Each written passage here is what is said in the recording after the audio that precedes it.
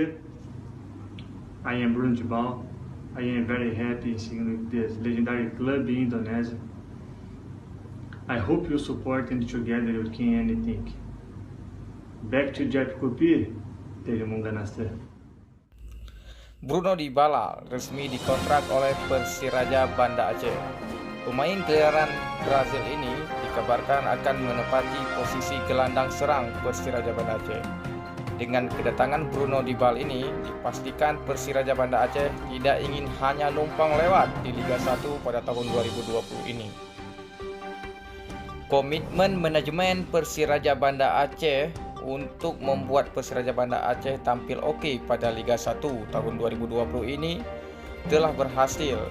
Dengan didatangkan Bruno Dybala, dipastikan permainan Persiraja akan lebih menarik dan akan menarik simpati dari seluruh masyarakat Aceh. Selain mendatangkan Bruno Dybala, Persiraja Banda Aceh juga mendatangkan Vanderlei, kemudian juga ada Miftahul Hamdi dan Rezam Baskoro dari Bandung United.